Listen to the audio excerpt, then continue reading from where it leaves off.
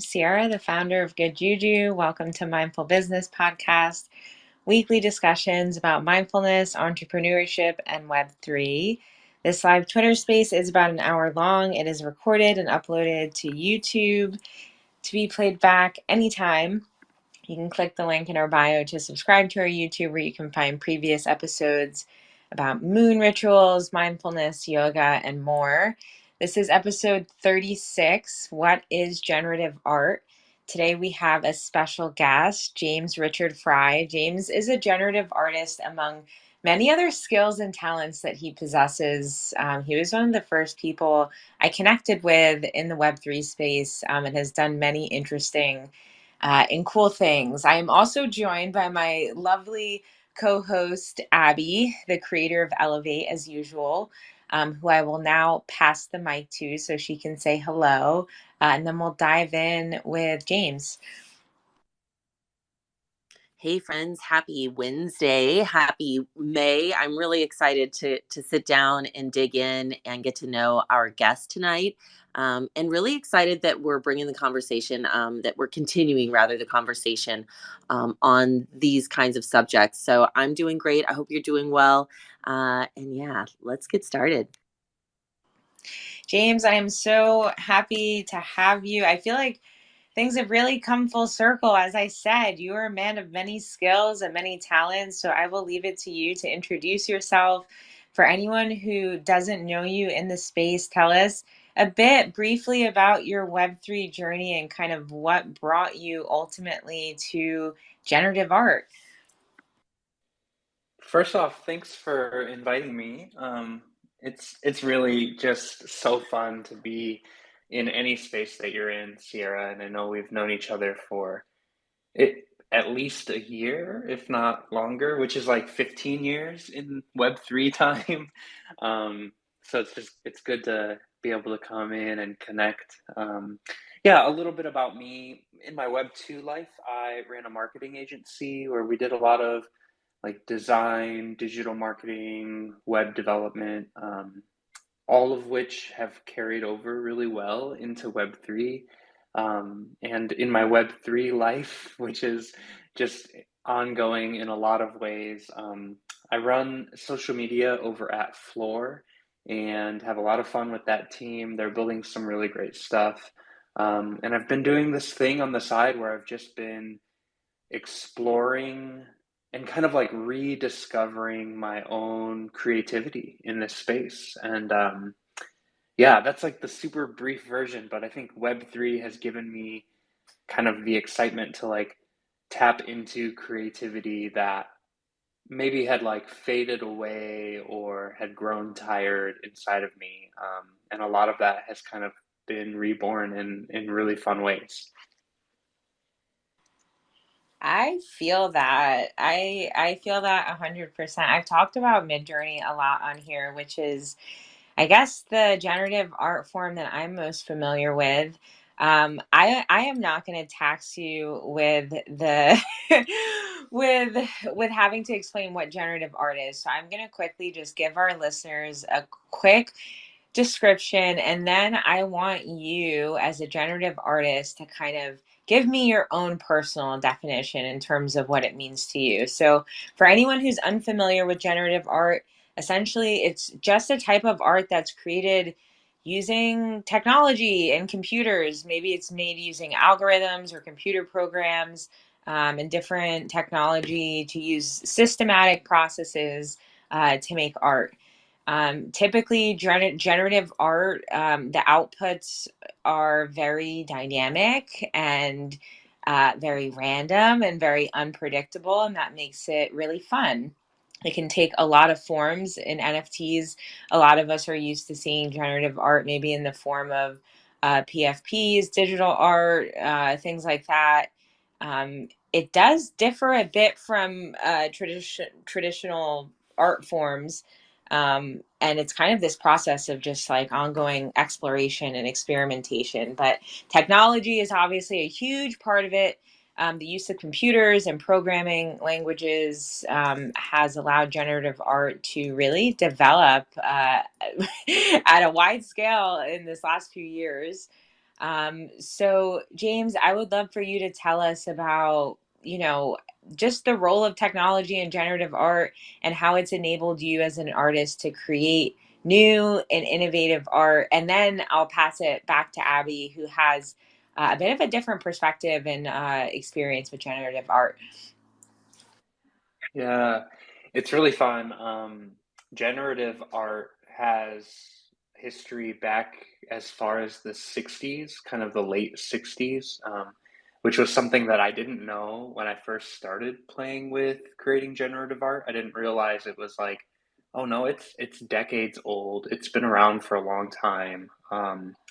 And some of the very first generative artists, they were literally using computers that filled the size of like full rooms to write lines of code to then output various kind of creative works. Lately, generative art has kind of been on the scene largely because of AI. The type of generative art that I do isn't driven by AI, but I actually incorporate a lot of AI into how I come up with the artwork. So, for those who like don't know what generative art means, basically you take an input, and that input, whatever it might be, if you've played with Midjourney, it means you're giving it a prompt. You're explaining to the generator what you want. That's your input, and then the output obviously is the artwork. With AI, that's a really fun way to like explore, which probably most of us in here have played with in some form or fashion, whether that's ChatGPT or Midjourney or any of the other plethora of new AI kind of technologies that are out there. But the fundamentals are really the same as what was happening in the 60s, because in the 60s what they were doing is they were just writing lines of code, and that code would then be the input, and then that input through the software would create an output that was visual. And so for me, I'm utilizing a program called P5JS, which is built on JavaScript, and it's meant to be for creating generative art. Um, for anyone who like has never played with it before, it can be really daunting.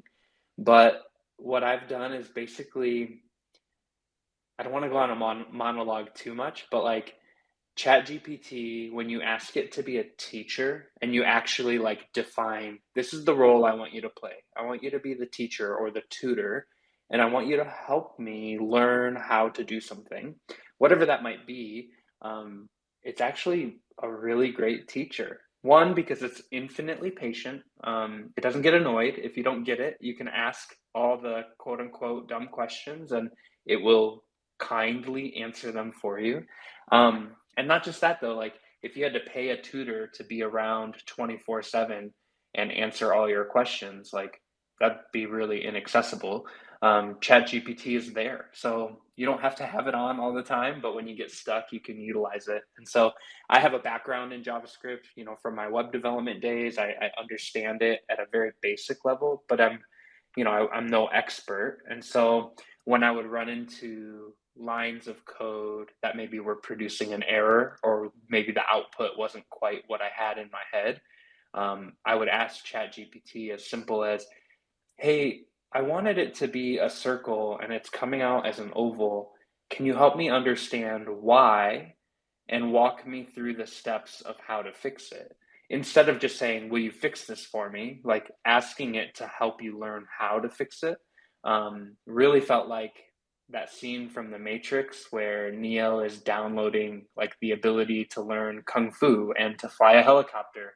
Um, you know, because of AI and this like accelerated learning ability for generative art, I was able to like really quickly tackle issues and problems and learn, probably a whole lot faster than I would have if I just did it myself. So yeah, generative art's a lot of fun, and I encourage anyone to play with it if you haven't yet. AI is a really fun tool, but it's just a tool. It's still like there's still a lot of things that we have to do on the input. As Sierra can tell you, like anyone can play with Midjourney, but not everyone can create outputs that are quite as stunning as some of the AI fashion stuff that Sierra has been creating.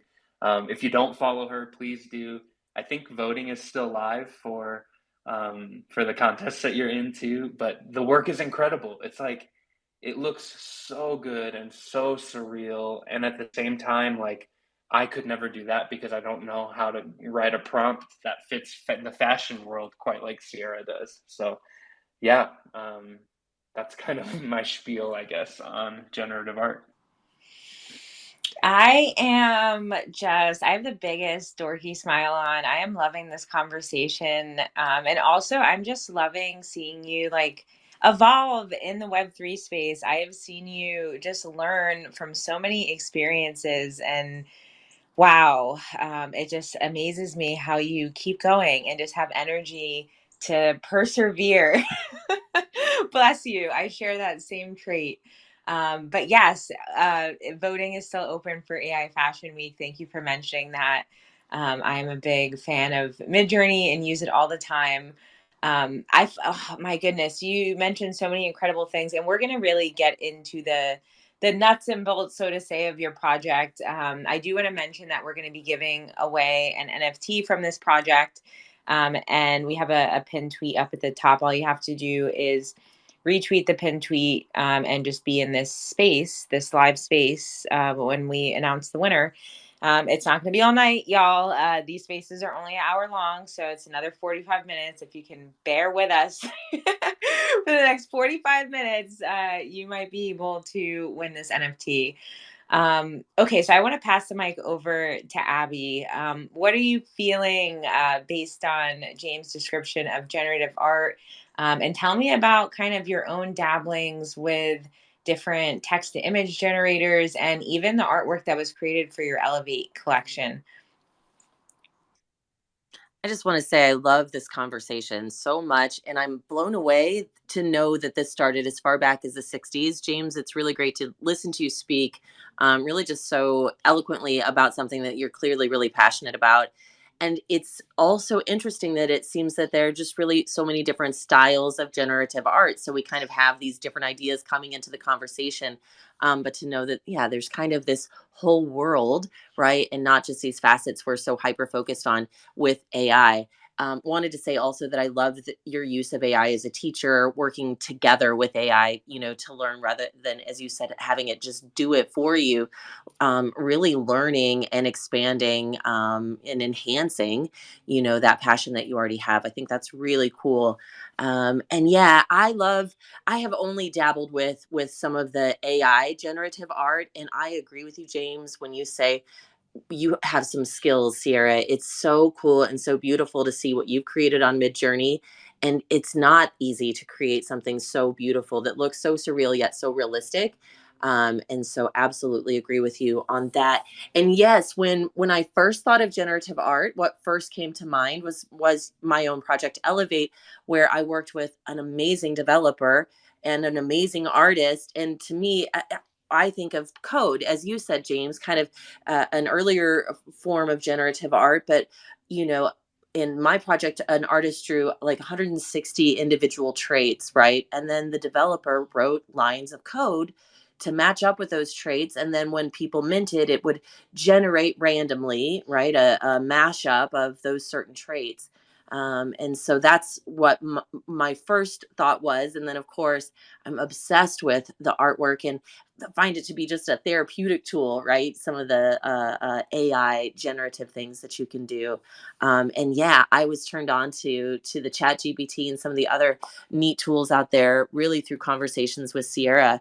So I love continuing these conversations and to just like keep shining a light on just what's possible, and to think of it in a new way and a different way, and to share our experiences. So I don't know, we can all just continue to kind of enhance our experience with it and grow, and find out new and exciting stuff. But like your project, I'd love to learn more about that today, James.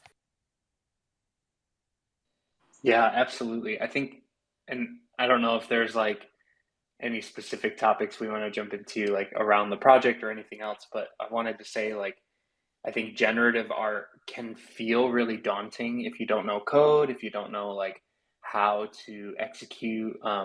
But what's really fun about the concept of generative art is like we deal with generative technology all the time, all day long. Um, this app that we're playing with right now is taking inputs, running it through an algorithm, and then creating outputs that we see visually on our screen, whether it be people posting tweets or videos on TikTok or Instagram Reels, things like that. And so we're all like, whether or not we realize it, we're interacting with versions of generative kind of outputs. Not all of it's art, right? I don't know that I would call my Twitter timeline art. Well, I guess maybe it depends on the day, but and the general kind of scrolling, it's just an output that's running through code. And so I think like if anyone here is curious about what that means in the art world, like a good place to start is just to start like poking around with AI and playing with Midjourney because it is so approachable. And it's very much like you learn by doing. You kind of have to trial and error to see what works. That is the truth, and that is just the nature of life and learning and growing and becoming good at anything. Um, I so I was starting to go through your Twitter thread with the message behind kind of what brought you to put this project together and kind of how you used ChatGPT to help analyze your code and learn how to correct the errors. And I guess what I found most interesting was that not only have you created this really beautiful generative art, but there's this message behind it related to scarcity mindset and ownership, and spreading resources. And I would love for you to really speak to like what is this project? Why did you choose to create these visual representations of pi? And what is the deeper meaning behind it that you're hoping to kind of leave with people? Yeah, thank you. I think I'll get on a soapbox a little bit, but we all have experienced kind of the effects of scarcity mindset, and not even like talking about Web3, but if you all remember, like during kind of the early days of the pandemic, there was a toilet paper shortage, and that didn't just happen in the U.S. That was happening like globally. There were people that were in this mindset of, oh no, we need to stock up on toilet paper. The issue with that mindset is that there was actually more than enough toilet paper in the world at that time to like sustain the amount of butt wiping that we needed to do. The issue was not that we were running out of toilet paper, it was that the fear of running out of toilet paper made us think we need to buy extra. Like stock up the pantry or load up the garage with piles of toilet paper. Even to this day, I have some family members who are kind of a little bit more vulnerable to that type of thinking. They still have what would be years worth of supply of toilet paper, and they've got it stocked away.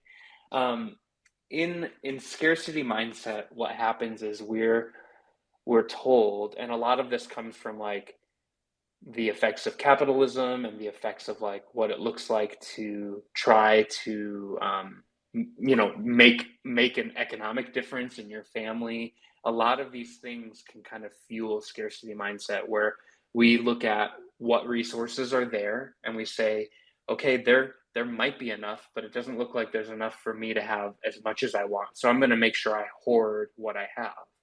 Well, in Web 2, that can play out in a lot of ways. But what's interesting about Web 3 is that I think we've created a false sense of scarcity because of the way that a project would mint. We've all been involved with or seen gas wars when there's a new minting project, or been subjected to grinding to make sure that we get a spot on the allow list so that we can mint the PFP that we want. Um, and what ends up happening is like we create a fake sense of scarcity, which then drives demand because of hype, kind of unsustainable hype culture, like cycles that really drive that culture and that mindset that says I'm going to hold as much as I can because if I don't, then I might miss out. And it really is. It's that fear of missing out or that fear of not partaking in something that drives so much of these. A good example, like we have the Pepe coin and all these other kind of like meme coins that are surging right now and are also very annoying because they're the reason gas prices are so high right now. Um, but all of those things, like what happens is we see someone post about it and they made, let's just call it like $100. They make $100 profit, but they only put in $1. And instantly your heart, your brain, your body responds to that by saying, oh my gosh, am I missing out? And then you react really quickly. You buy a bunch of whatever coin it is, and then maybe you get lucky, maybe you make a little bit, maybe you don't, and you end up holding someone's bags and the liquidity gets sucked out of it. But what is happening physiologically, mentally, like all of these things are your fear response is driving your decisions 100% based on a false narrative that says there's not enough to go around. So the Pyrus project, pi, it's based on the mathematical digits pi, which is the ratio between the radius and circumference of a circle, 3.1415926 dot dot dot dot dot dot. The number is infinite. And I've been kind of like playing around with pi as an input for generative art because I really liked the idea that it literally could create an unlimited collection of completely unique pieces of art, because all the inputs are different. Every digit is different and it goes on for infinity. Um, what ended up happening was basically it's sort of the you create the artwork, you create a set of time for when it will mint, and then you create an ending time for when that edition closes, and then that creates the supply. So rather than me saying, well, I'm going to keep the supply limited because I want people to feel like if they don't mint, then they're going to miss out. I wanted to give the opportunity for as many people to mint within a period of time up to 10. We did put some limits on it just to avoid folks who might try to hoard and buy more than what was allocated for them. But it was really in protest of scarcity mindset, just to say the supply is unlimited. As many people as wanted an allow list spot to get one for free, we had 17,000 wallets on our allow list for one free mint. Only like 5% of them claimed, but like I just said yes, everyone, because the idea and the kind of ethos behind it was there's more than enough pie to go around. Everyone can get a slice of pie, and that is how Web3 should be viewed. Web3 is a world where we've kind of like created a false sense of scarcity, and it just doesn't need to exist that way because it drives so many like emotional decisions that end up leaving people getting rugged or wallet drained or connecting to the wrong thing and not knowing because they're moving quickly and reacting out of fear. Abby, why don't you respond to that first? My immediate thought is talk about mindful business. I feel like you're really creating the solution to this problem of hijacking people's nervous system, and you're thinking about this in a way that's really mindful and sustainable. And so I'm really excited, and it's really creative. It's really creative, all the different pieces of your pie, not to be punny, but truly creative, but also a unique way to solve a problem, and to make people feel included. I really love that. Thank you. That I love the pie puns. I used it a lot in my marketing messaging. We hid the numbers of pi all throughout the code and the contract. For example, the canvas size is 3141. I wanted it to be bigger, but the devs told me if you make it too big, it's going to take forever for OpenSea to even load one of them. So I was like, all right, we'll keep it a little smaller. But yeah, I love the puns. I love the wordplay. And yeah, there's more than enough pie to go around. Oh my goodness. I am just amazed by how your brain works. Only because I'm just also thinking about some of the other projects that you've put together, and I feel like you always have such an intention to almost like gamify um gamify the process and like make it accessible and make it very community oriented, and I've noticed that across everything you do, and I just really admire it and just want to say thank you for being you, and the world needs more of your energy. That means so much coming from you, Sierra. I really mean that. Like, that's one of the highest compliments I can receive. And like for anyone who's here, maybe this is the first time you're hearing of me or meeting me, but like I just Web3 has too much potential to make an impact that is far more positive and reaches far more people than we've ever seen any technology do before. Um, it is so full of potential, and yet we have a lot of bad actors in the space who want to take advantage of that potential for personal gain. Um, and I think that we need more folks who are thinking about the good of the entire space rather than the good of a handful of traders or holders. We're looking at, marketplace wars where creators become collateral damage, new users become exit liquidity, royalties are all but off the table on most platforms now. Like we aren't even invited to have that conversation as creators. We're just kind of like told, hey, by the way, we know that you used to get royalties, now you don't. Like there's not really a discussion. Maybe they pretend and they go through the motions and they have a conversation, but the end result is still the same. And we need as creators, I think we need to look at this as really a pivotal moment in history where we say this is a new age, a new renaissance. Like the renaissance was built on the backs of artists and creators and musicians. That type of like social movement comes out of creativity, but only if creators stand up and say, "No, we're doing this and we're going to show you that there's a better way and it doesn't have to come at the cost of every artist like history has shown. We can actually get rid of the starving artist kind of stereotype and have thriving artists because the technology of the blockchain really paves the way for that." Thriving artists.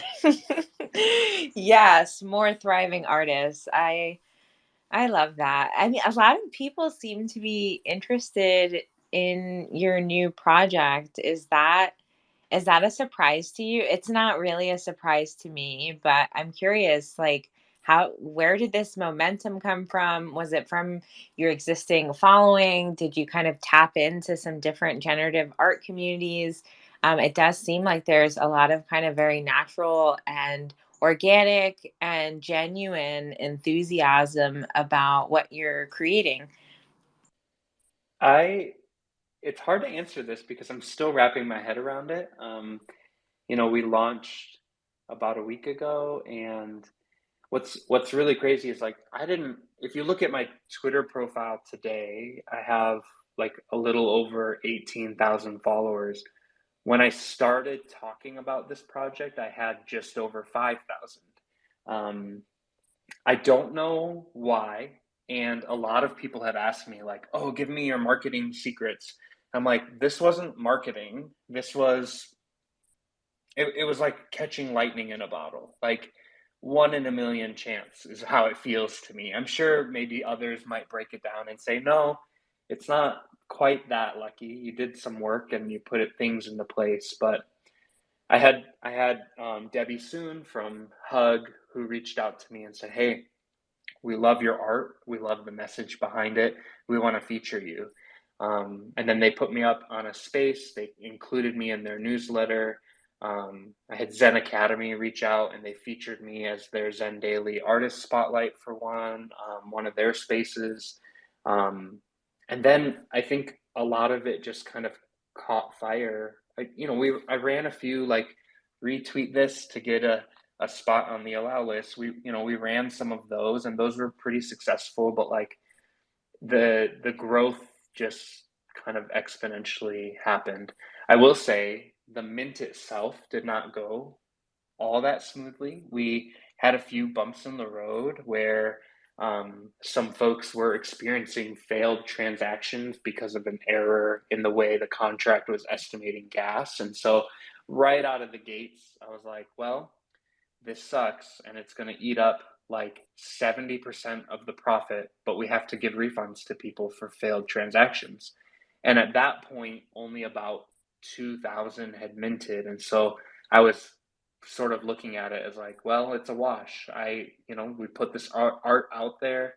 I was hoping that it would be a little bit of profit, but like that wasn't the goal, and that's okay. So let's refund people and keep it going. And what was really great about that is like people saw that response and then minted more because they were like, oh, this guy's not trying to rug us. That was a genuine mistake. He's owning it. He's refunding the gas that was from the failed transactions. We're doubling down. And in the final 20 minutes of the mint, 1,500 more minted.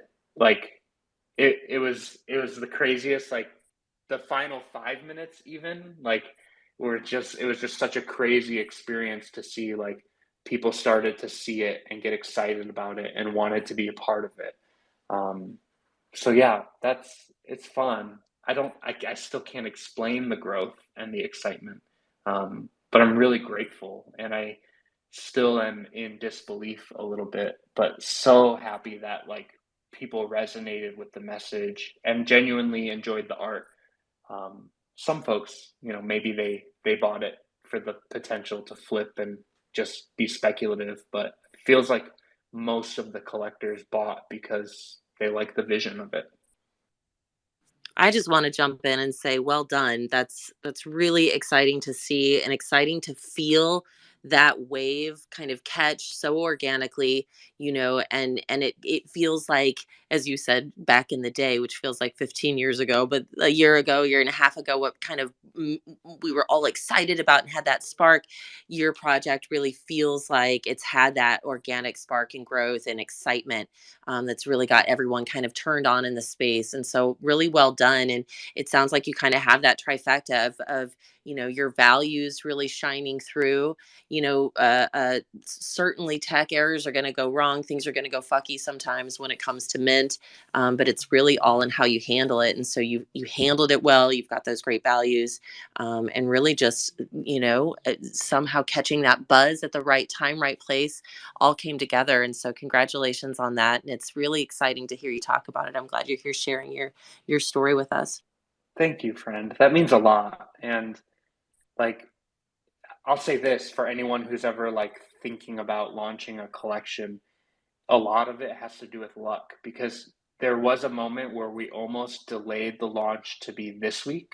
But if we would have launched this week, I don't think it would have been as successful because gas prices are so high right now that the mint would have cost more in gas than it did for the actual NFT.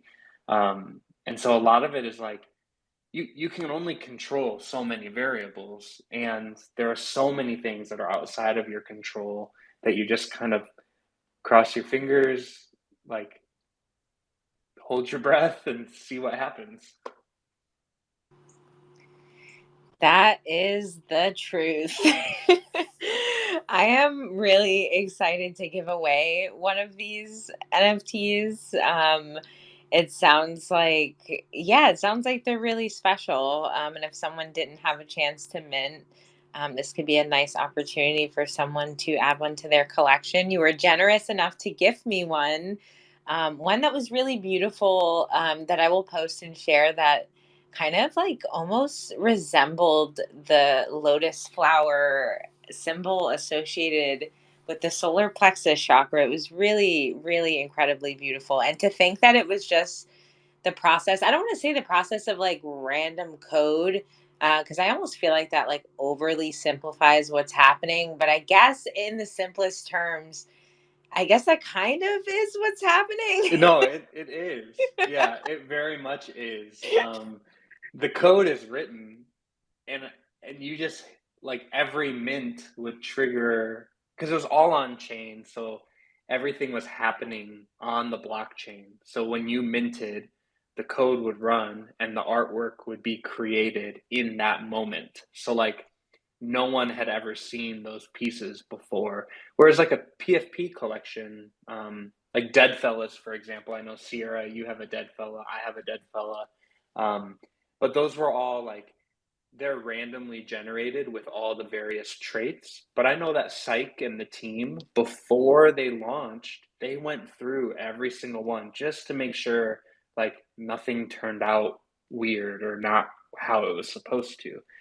Whereas this, like, we ran a risk of like, I actually had this moment where I panicked a little bit. I said, this is all random.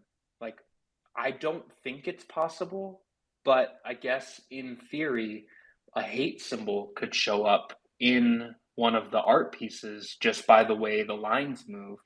And that night, I spent time generating in the testing in the testnet area to like, okay, I need to rule that out. And I just kept run, kept generating a new piece just to make sure, like, okay, we're not going to run into any like swastika hate symbol things here. I don't want that to happen because that would be just the worst possible output. But it is all random. Case in point, I saw one today that I hadn't seen before that was not symmetrical. It like completely fell on one side where the kind of like the lines would go beyond the radius. I was like, oh my gosh, this is technically a very rare one, even though the traits don't say it's rare, because the code would not generate an asymmetrical piece except by accident. And so if you have an asymmetrical one, it actually ends up becoming like a secret trait of sorts.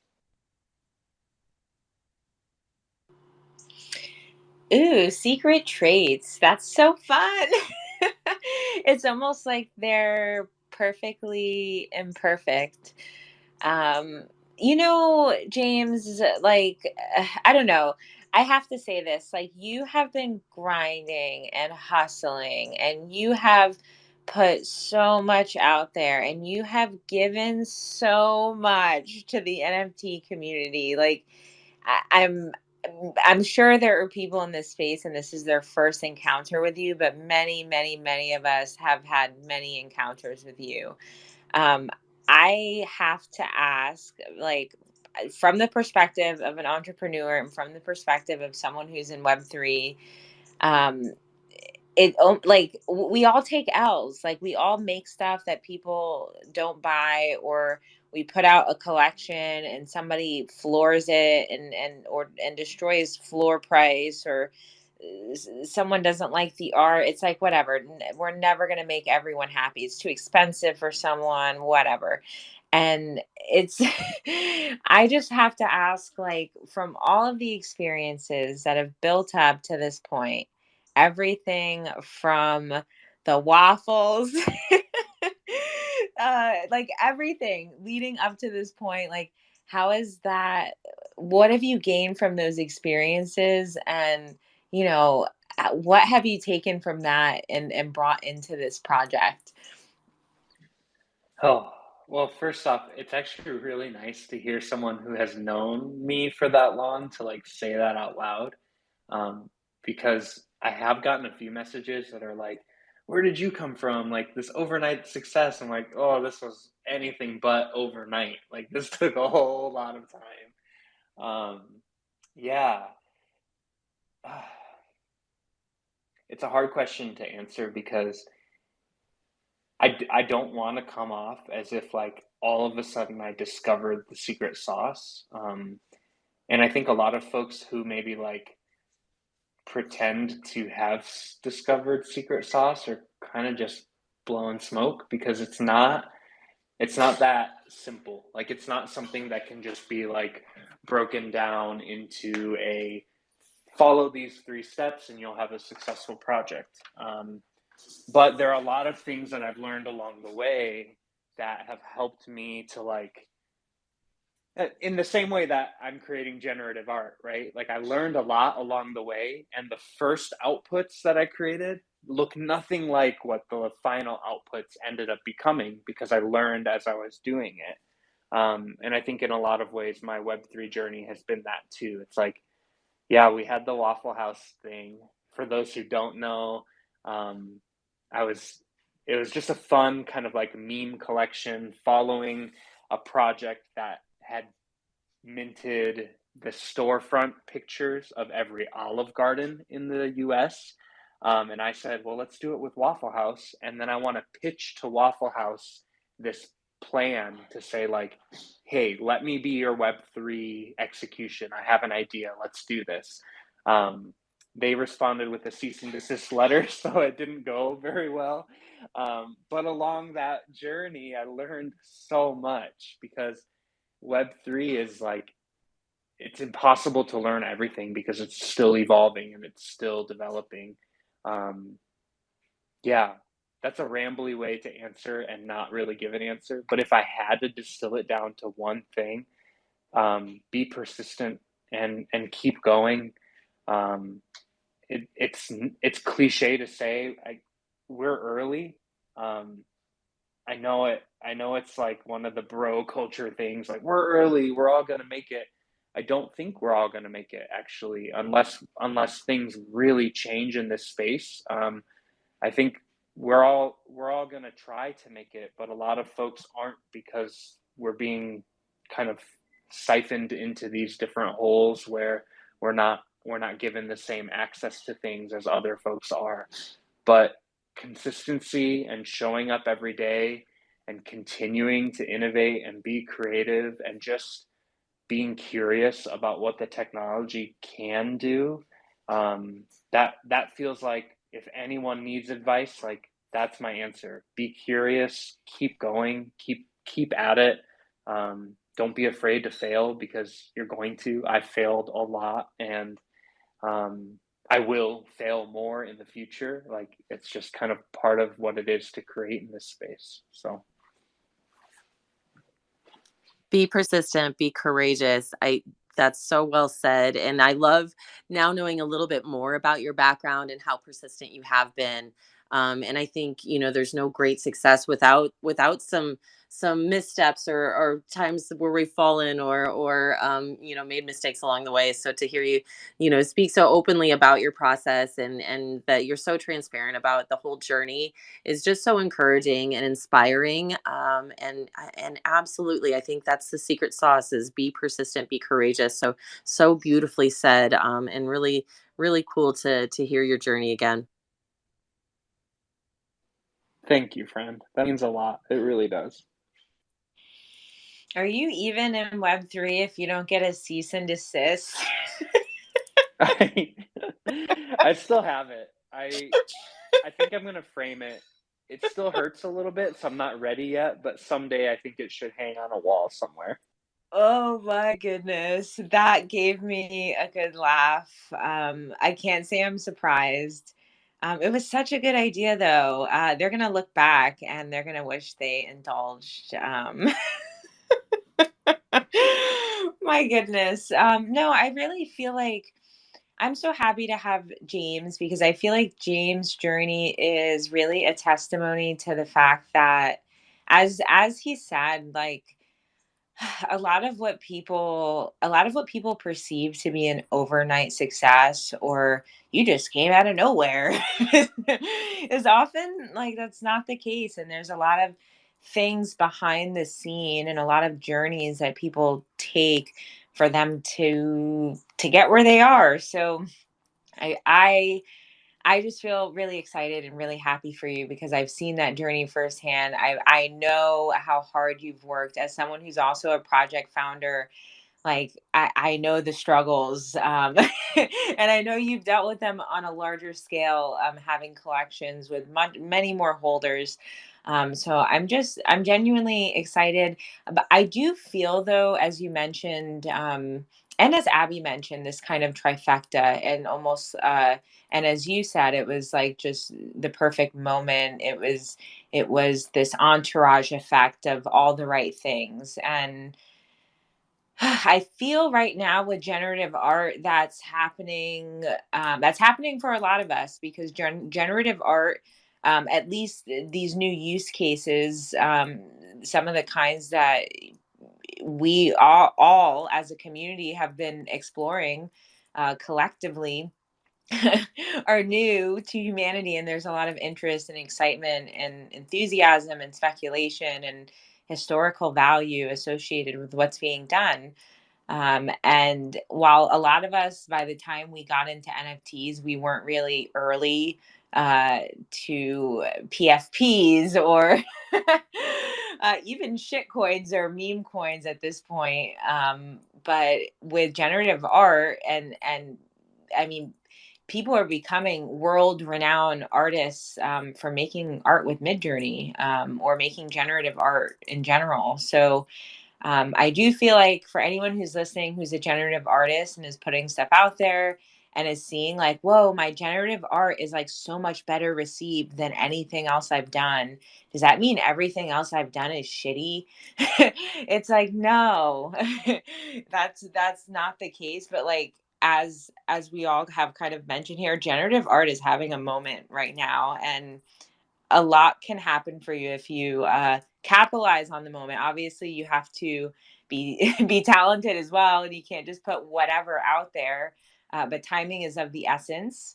Like the AI Fashion Week situation, like it just so happened that I saw that the deadline hadn't closed and I could submit, and I did, and it I just so happen to be someone who knows how to use Midjourney pretty well and made it into 130 out of over 400 submissions. I was chosen, and it was just incredible. It was just right place, right time, right skills, right ability, right journey, right person.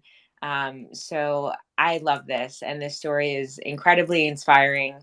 I want to pass the mic back to James to talk a bit more about just like what inspires you to create, how you find inspiration, kind of how you approach this project from idea to execution. And as you're doing that, it's our last 10 minutes of the space. I am going to enter the names of everyone who retweeted the pin tweet and is present in the live giveaway, into a wheel of names, so that we can choose a winner. Um, it's a tricky question to answer what inspires me because I feel like the way my brain works is I'm constantly, um, whether it's distracted or just brainstorming inside my own head, things that like I see or run into or hear will often trigger a thought or a memory. The trickiest part is remembering that when you can actually sit back down at your computer. And so my phone is full of voice notes or quick, like I email myself all the time, so I don't forget things that are like sparking an idea or inspiration. But currently, where I'm finding a lot of inspiration, there's a lot of artists in this space who are just incredible in the generative art space, that I follow, that I just admire and I look up to. There are other artists who are using more like quote unquote traditional mediums that just blow me away with what they do. I think more importantly, though, is like my inspiration for like the ethos of how I approach projects.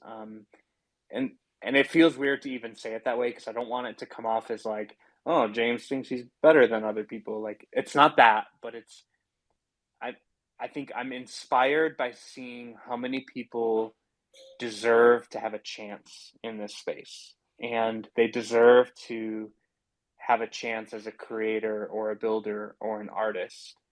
And it's really hard when you're in a space where you constantly see over and over and over again people get rug pulled or scammed, and a lot of bad actors seemingly are thriving.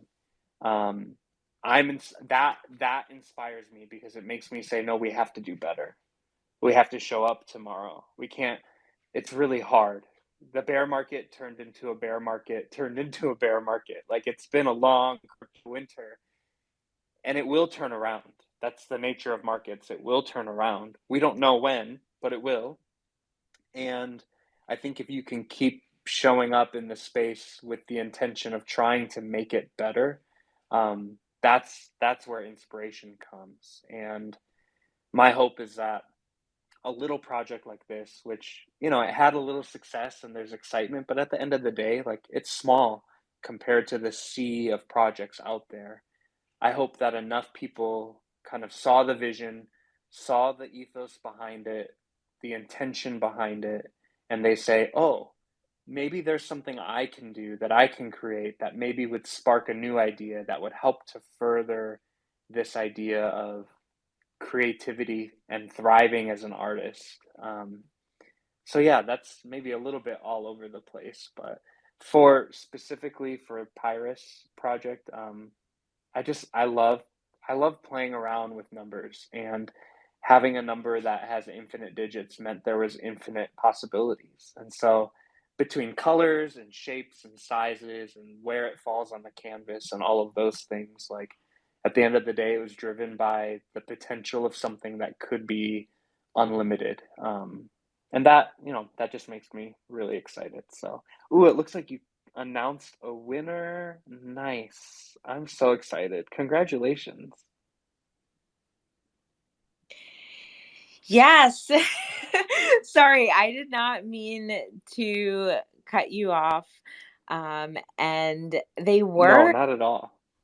they were in the space. I saw them in the space, but now now I don't see them anymore. And mm, they have to be here.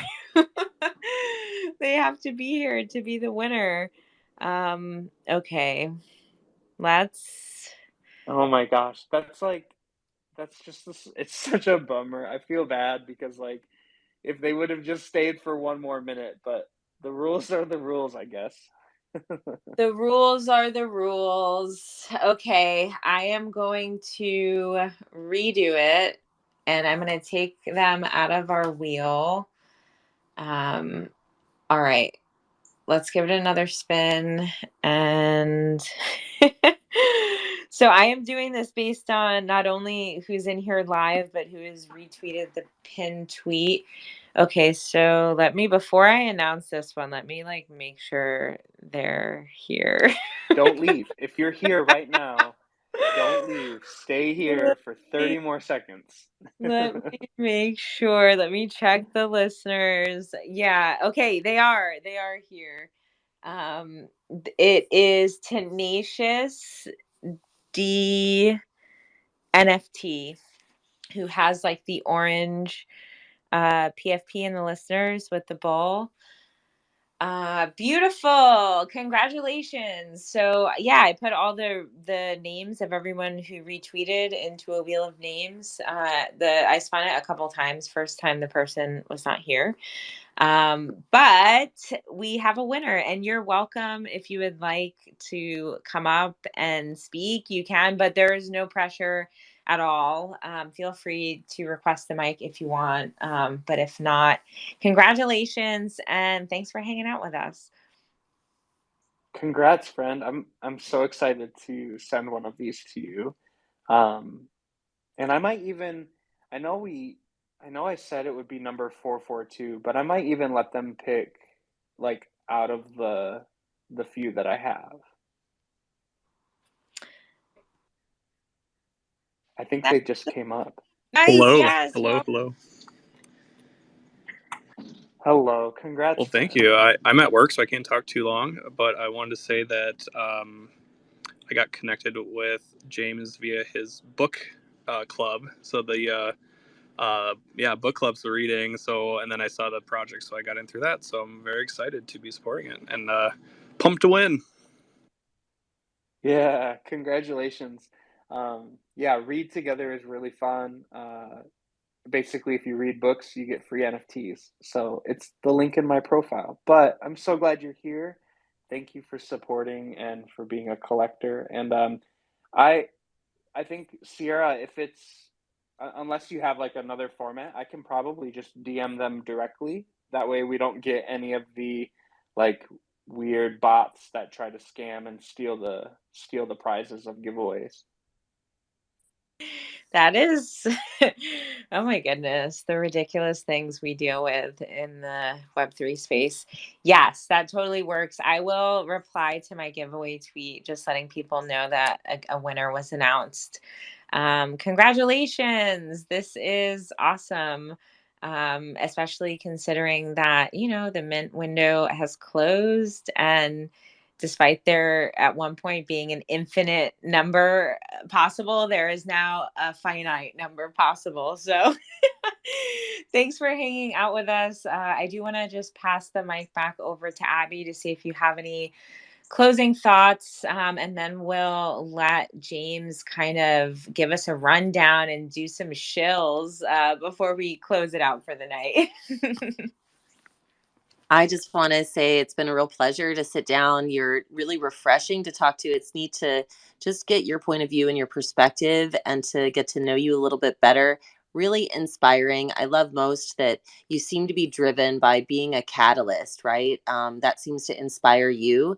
And that alone really inspires me. And just the whole idea of generative art and getting out there and trying new things and being innovative while still being mindful is really cool to me. So, really great conversation tonight. Thank you so much to both of you. Really enjoyed being a part of it. Thank you, Abby, and thank you, Sierra. I I just so appreciate this space and like what you all are doing. I think we all need to be reminded to be mindful. It's not just in business, but in everything that we do, but in particular when you're building in this space, mindfulness goes a long way. And yeah, I don't have any shilling to do today. And I hate shilling. I really do. I don't like selling myself or anything. But if you are interested in the Pyrus project, the link is in my bio. You can read more about it. There's a few kind of things floating around out there. We are on OpenSea and a few other markets as well. Um, but yeah, I more importantly, like if anything that I've talked about resonates with you, or if it sparked an idea and you just want to pick my brain, like feel free to send me a DM or message me, and we can connect. And I'd love to chat with you all. But just thanks for having me in this space. It was really an honor. It is our pleasure. Thank you for hanging out with us. This has been, as Abby mentioned, very inspiring and just kind of a nice change of pace in terms of what we usually talk about. And I can't believe this was episode 36. Goodness gracious. We have an awesome month ahead. This was just our first weekly space. Next week, we're talking about managing mental health. May is Mental Health Awareness Month.